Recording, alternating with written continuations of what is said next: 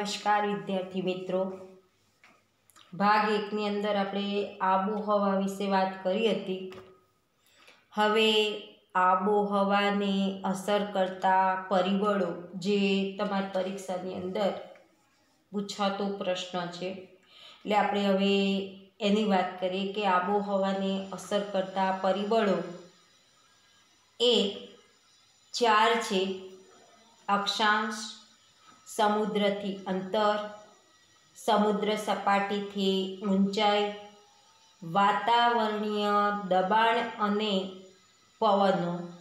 આ 4 પરિબળો એ સૌથી આબોહવાને અસર કરતા પરિબળો ગણવામાં આવેલા છે। હવે પૃથ્વીની સપાટી પર તાપમાન, વાતાવરણીય દબાણ, પવનો, ભેજ, વરસાદ, આ બધા જે વાતાવરણીય ઘટકો છે, આ વાતાવરણીય ઘટકોના પ્રમાણ અને વિતરણ ઉપર આ બધા પરિબળો આધાર રાખે છે। આ જે આબોહવાને અસર કરતા જે પરિબળો છે, એ પરિબળો વિશે આપણે વાત કરીએ તો એમાં પહેલું છે અક્ષાંશ। અક્ષાંશ વિશે વાત કરીએ તો પૃથ્વીની સપાટી પર જે પૃથ્વીની સપાટી છે, આ પૃથ્વીની સપાટી પર આબોહવાના પ્રકાર કે જે તે પ્રદેશના અક્ષાંશ પ્રમાણે એ બદલાતા હોય છે, કે જે પ્રદેશ હોય એ પ્રદેશના અક્ષાંશ પ્રમાણે એ પૃથ્વીની સપાટી પર એ આબોહવા શું થતી હોય છે, બદલાય છે। આબોહવામાં તત્વોનું વિતરણ મોટાભાગે અક્ષાંશોને આધારિત હોય છે। આપણા બે અક્ષાંશો વચ્ચે આશરે 111 કિલોમીટરનું અંતર હોય છે, એટલે વિષુવવૃત્તની આસપાસના જે પ્રદેશ છે, આ પ્રદેશ પર સૂર્યના કિરણો લગભગ લંબ પડે છે, તેથી ત્યાં 12 માસ ગરમીનું પ્રમાણ આપણને જોવા મળતું હોય છે। એટલે કે જે વિષુવવૃત્ત છે, આ વિષુવવૃત્તની આસપાસ જે આજુબાજુના જે પ્રદેશો છે, આ પ્રદેશો પર સૂર્યના કિરણો કેવા પડતા હોય છે, તો મોટા ભાગે લંબ એટલે કે લાંબા પડતા હોય છે, અને લાંબા પડતા હોવાને કારણે ત્યાં 12 માસ ગરમી આપણને પડતી જોવા મળે છે। હવે ભારત ઉષ્ણકટિબંધીય અને સમશીતોષ્ણ કટિબંધીય એવા 2 આબોહવાકીય પરિસ્થિતિ ધરાવતા વિભાગમાં એ વહેંચાયેલો જોવા મળતો દેશ છે। એટલે ભારત 2 કટિબંધીય, ઉષ્ણકટિબંધીય અને સમશીતોષ્ણ કટિબંધીય, તમને ખબર છે કે આપણા કટિબંધ 3 છે, ઉષ્ણકટિબંધ, સમશીતોષ્ણ કટિબંધ અને શીત કટિબંધ। એમાં ઉષ્ણકટિબંધ અને સમશીતોષ્ણ કટિબંધ, આ 2 જે કટિબંધો છે, આ 2 કટિબંધો એ ભારતને 2 આબોહવાકીય પરિસ્થિતિ ધરાવતા વિભાગમાં એ વહેંચાયેલો જોવા મળતો હોય છે। તો આપણે અક્ષાંશની વાત કરી। હવે આવે છે સમુદ્રથી અંતર। તો સમુદ્રથી અંતરની આપણે વાત કરીએ તો સમુદ્ર વિસ્તારથી જમીન પ્રદેશના અંતરો એ આબોહવા પર અસર કરતા બીજું એક મહત્વનું પરિબળ છે। એમાં સૂર્યની ગરમી સંઘરવાની તેમજ તેની આપ-લે કરવાની શક્તિ જમીન અને પાણીમાં જુદી જુદી છે, કારણ કે જે સૂર્યની જે ગરમી છે, આ ગરમી સંઘરવાની અને એને આપ-લે કરવાની શક્તિ જમીનમાં પણ જુદી છે અને પાણીમાં પણ આપણને જુદી જોવા મળે છે। પરિણામે સમુદ્ર અને તેના કિનારાના જે નજીકના ભૂમિભાગો છે, જે જમીનવાળા ભાગો છે, આ ભાગો ઉપર સમ આબોહવાનો અનુભવ થતો આપણને જોવા મળતો હોય છે। એટલે કે સમુદ્રને તેના જે નજીકના કિનારાના જે જમીનવાળા જે ભાગ છે નજીકના, ત્યાં સમ આબોહવાનો અનુભવ થાય છે। જ્યારે દરિયાના કિનારેથી દૂર અંદરના જે ભાગો છે, આ અંદરના ભાગો તરફ જતા ભૂમિખંડોની આબોહવા કેવી બનતી હોય છે? વિષમ। અને વિષમ બનતી હોવાથી મોટા ભાગે ભારતમાં જે મુંબઈનો દરિયા કિનારે જોઈએ તો ભારતમાં મુંબઈ દરિયા કિનારે હોવાથી ત્યાં કેવી આબોહવા જોવા મળે છે? સમ। પણ દરિયાથી નાગપુર અને દિલ્હી એ દરિયાથી કેવા છે? દૂર। એટલે દરિયાથી ત્યાં દૂર હોય એટલે વિષમ આબોહવાનો અનુભવ થાય। હમણાં જ આગળ મેં કીધું કે દરિયાથી નજીક હોય ત્યાં સમ અને દૂર હોય ત્યાં વિષમ આબોહવા, એટલે મુંબઈ દરિયાથી નજીક છે એટલે ત્યાં સમ આબોહવા જોવા મળે છે। જ્યારે નાગપુર અને દિલ્હી એ દરિયાથી કેવા છે? દૂર। એટલે દૂર હોય તો ત્યાં વિષમ આબોહવા આપણને જોવા મળતી હોય છે। હવે ત્રીજી વાત આપણે કરીએ સમુદ્રની સપાટીથી ઊંચાઈ। તો સમુદ્રની સપાટીથી વાતાવરણમાં જેમ જેમ ઊંચે જઈએ તેમ તેમ હવાનું દબાણ અને હવાનું તાપમાન ઘટતું જોવા મળે છે। જેમ સમુદ્રની સપાટીથી વાતાવરણમાં જેમ જેમ ઊંચે જઈએ તેમ તેમ હવાનું દબાણ અને હવાનું જે તાપમાન છે એ તાપમાનમાં શું થતો જોવા મળે છે? ઘટાડો થતો જાય છે। એટલે કે ભૂપૃષ્ઠની ઊંચાઈ વરસાદમાં વધારો કરે છે। હિમાલય પર્વતની ઊંચાઈને લીધે તેના બહુ ઊંચા જે શિખરો છે ત્યાં શિખરોમાં બારે માસ બરફથી છવાયેલો આપણને એ વિસ્તાર જોવા મળે છે। એટલે તમે હિમાલય જુઓ તો હિમાલય પર્વતની ઊંચાઈને લીધે અને એના જેવા જે ઊંચા શિખરો છે આ શિખરોમાં પણ બારે માસ બરફ આપણને જોવા મળે છે। ભેજવાળી હવા ઊંચે ચડતા ઠંડી બને છે। જે ભેજવાળી હવા હોય છે એ હવા જેમ જેમ ઊંચે જાય છે તેમ તેમ એ ઠંડી બને છે અને એ જ હવા એ વરસાદ આપણને આપે છે। હવે અસમ, મેઘાલયના પહાડી પ્રદેશોમાં તો જેમ ઊંચાઈ વધતી જાય તેમ વરસાદનું પ્રમાણ પણ શું થતું જોવા મળે છે? વધતું જાય છે। એટલે જેમ જેમ ઊંચે જઈએ તેમ પવનો ઠંડા અને ઠંડા પવનોને લીધે ત્યાં વરસાદ આપણને જોવા મળે। સામાન્ય પરિસ્થિતિમાં પૃથ્વીની સપાટી જે છે એ પૃથ્વીની સપાટીથી ઊંચે તરફ જતા 165 મીટરે 1°C અથવા તો સરેરાશ 1000 મીટરે 6.5 અક્ષાંશે તાપમાન શું થતું જાય છે? ઘટતું આપણને જોવા મળતું હોય છે। હવે આપણે જોઈએ વાતાવરણીય દબાણ અને પવન। તો ભારત ઉત્તર પૂર્વીય વ્યાપારી પવનોવાળા ક્ષેત્રમાં એ આવેલો છે।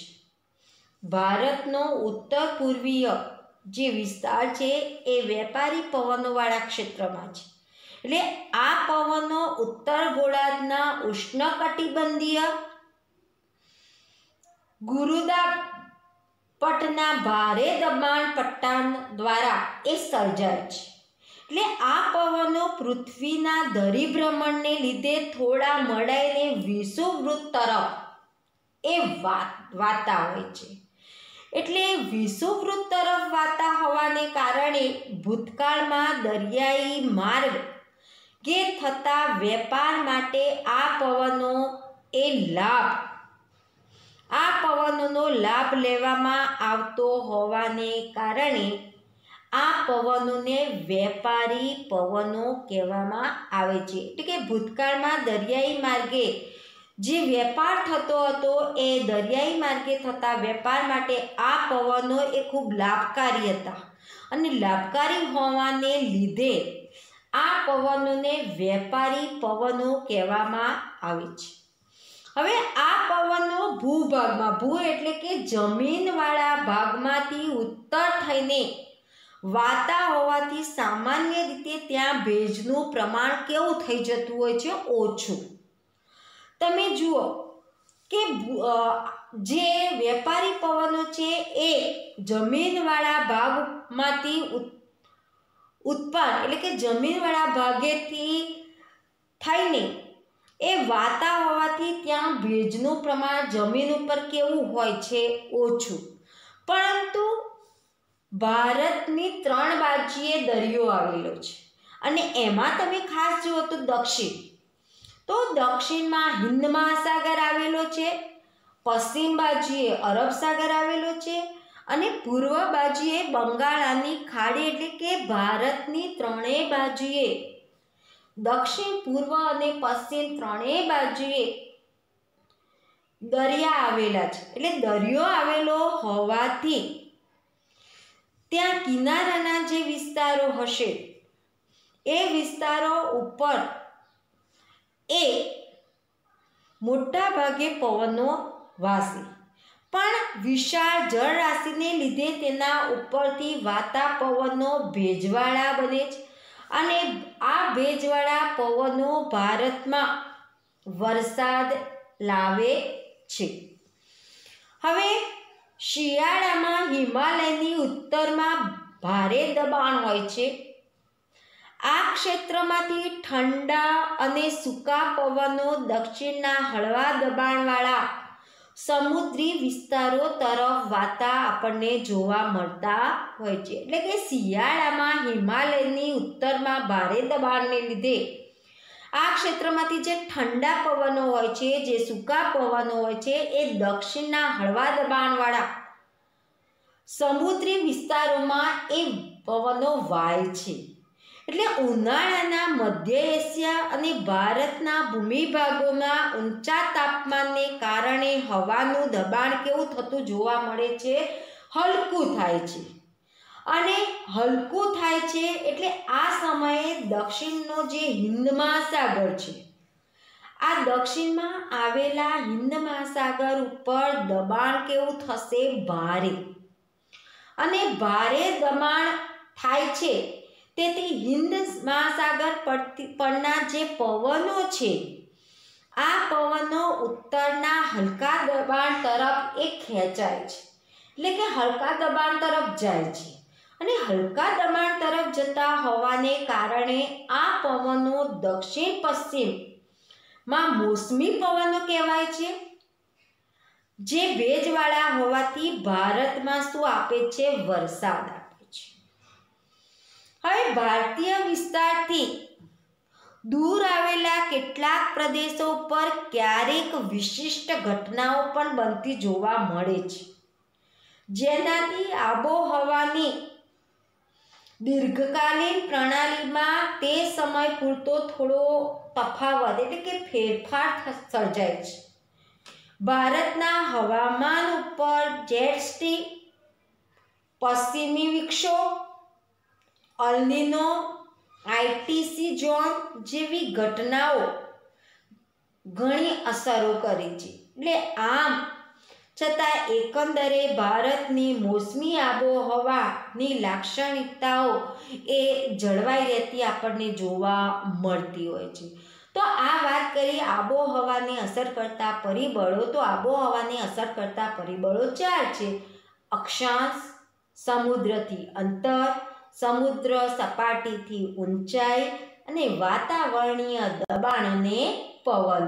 તો પરીક્ષાની અંદર આ પ્રશ્ન મોટા ભાગે પૂછાતો જ હોય છે, એટલે તમારે તૈયાર પણ કરવાનો અને લખવાના પણ છે. હવે આપણે વાત કરીએ આગળ. તો ભારતનું ઋતુ ચક્ર. આ ટૂંક નોંધ પણ તમારે પરીક્ષાની અંદર 2 માર્ક્સમાં પૂછાય છે અને પેલી 3 માર્ક્સમાં પૂછાય છે.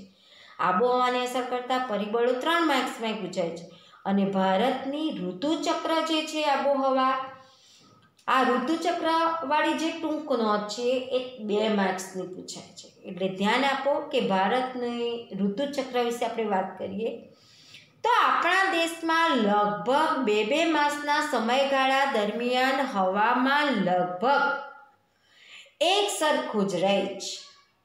2 માસ માટે જોઈએ આપણે તો હવામાન એક સરખું આપણને જોવા મળતું હોય છે, પણ 2 માસના સમયગાળા ને ઋતુ આપણે કહેતા હોઈએ છીએ. એટલે ભારતમાં પરંપરાગત રીતે જોઈએ તો 6 ઋતુઓ છે. આમ આપણે કહીએ કે ભારતની મુખ્ય ઋતુઓ કેટલી છે તો 3: શિયાળો, ઉનાળો ને ચોમાસું. પણ ભારતની પરંપરાગત શબ્દ આવે, ભારતની પરંપરાગત શબ્દ આવે તો આપણે પરંપરાગત રીતે જોઈએ તો 6 ઋતુઓ છે. તો કઈ 6 ઋતુઓ હું તમને કહું તો હેમંત, શિશિર, વસંત, ગ્રીષ્મ, વર્ષા અને શરદ. આ તમારે પ્રશ્ન લખવો પડે. 1 માર્ક્સનો પ્રશ્ન પૂછે છે કે ભારતમાં પરંપરાગત રીતે ઋતુઓ કેટલી છે, કઈ કઈ. તો તમારે પ્રશ્ન લખવાનો કે ભારતમાં પરંપરાગત રીતે 6 ઋતુઓ છે. 1 હેમંત, 2 શિશિર, 3 વસંત, 4 ગ્રીષ્મ, 5 વર્ષા અને 6 શરદ. આ 6 ઋતુઓ તમારે લખવી પડે. તો આ પરંપરાગત રીતે આ 6 ઋતુઓ છે. આ ઋતુઓમાં પણ નજીક આવતી 2 ઋતુઓમાં હવામાનની જે પરિસ્થિતિ છે આ પરિસ્થિતિમાં બહુ મોટો તફાવત આપણને જોવા મળતો નથી. નજીકના મહિનાઓની અંદર જે ઋતુઓ હોય છે આ ઋતુઓમાં કંઈ બહુ મોટો હવામાનની પરિસ્થિતિમાં કંઈ બહુ મોટો તફાવત આપણને જોવા મળતો નથી. એટલે કે 2 ઋતુઓની સાથે ગણીએ તો વર્ષની મુખ્ય 3 ઋતુઓ બને. 2ની લેખે ગણીએ તો 4 થાય એટલે 4 તરી 12 એટલે કે શીત ઋતુ, ઉષ્ણ ઋતુ અને વર્ષા ઋતુ. શીત એટલે શિયાળો, ઉષ્ણ એટલે ઉનાળો અને વર્ષા એટલે ચોમાસું. એમ થઈને આ 6માંથી આ 3 ઋતુઓ 2ના ગાળા પ્રમાણે 2 માસના ગાળા પ્રમાણે થતી હોય છે. હવે ભારતમાં ઋતુઓ સ્પષ્ટપણે બદલાતી અનુભવાય છે. એટલે શિયાળો બેસતા ઠંડીનો પ્રારંભ થાય છે. ઉનાળો ક્રમશ તાપમાનમાં વધારે એટલે કે ગરમી પડે છે અને ચોમાસાની અંદર ચોમાસા બેસતા હવામાં ભેજ વધવાને કારણે વરસાદ આવતો આપણને જોવા મળે છે. એટલે ઠંડી પડે તો આપણે કહીએ શિયાળો આવ્યો, ગરમી પડે તો ઉનાળો કહીએ છીએ અને હવામાં ભેજ વધવા માંડે છે એટલે કે વરસાદ આવે છે ત્યારે આપણે કહીએ છીએ કે ચોમાસું આવ્યું. હવે ભારત સરકારની દિલ્હી ખાતે આવેલી હવામાન ખાતાની કચેરીએ ભારતની આબોહવાના સંદર્ભમાં સમગ્ર વર્ષને 4 ઋતુઓમાં વહેંચી છે. ભૂગોળની દ્રષ્ટિએ આપણે જોઈએ તો હવામાન વિભાગમાં સરકારે ઋતુઓને 4 ભાગમાં વહેંચી છે. તમારી પરીક્ષાની અંદર પ્રશ્ન પૂછાય છે કે ભારત સરકારની કયા ખાતે હવામાન ખાતાની કચેરી આવેલી છે તો દિલ્હી. ધ્યાન રાખજો, આ પ્રશ્ન વારે ઘડીએ પૂછાતો હોય છે. હવે આપણે પહેલી વાત કરીએ તો શીત ઋતુ, શિયાળો. તો શિયાળો આપણે ક્યારેથી ગણીએ છીએ તો ડિસેમ્બરથી ફેબ્રુઆરી. ડિસેમ્બરથી ફેબ્રુઆરી એટલે કે 12મા મહિનાથી બીજા મહિના સુધી. ઉષ્ણ ઋતુ એટલે કે ઉનાળો તો માર્ચથી મે મહિનો. વર્ષા ઋતુ એટલે ચોમાસું એટલે કે જૂનથી સપ્ટેમ્બર મહિનો. અને નિવર્તન ઋતુ એટલે કે આ જે પવનો ગયા છે એ પવનો જ્યારે પાછા ફરે છે એટલે એને પાછા ફરતા મોસમી પવનો કહેવામાં આવે છે. એટલે એ છે ઓક્ટોબરથી નવેમ્બરનો મહિનો. ઓક્ટોબરથી નવેમ્બરનો મહિનો જે છે એને આપણે પાછા ફરતા મોસમી પવનો આપણે કહીએ છીએ. તો આ વાત આપણે કરી ભારતની ઋતુચક્રની વાત કરી, તો આબોહવાને અસર કરતા પરિબળો જોયા અને ભારતની ઋતુચક્ર વિશે આપણે વાત કરી ભાગ 2 ની અંદર. એટલે તમારે આ પ્રશ્ન પણ પરીક્ષામાં મોટા ભાગે પૂછાતા હોય છે, એટલે તૈયાર પણ કરવાના અને લખવાના પણ ખરા.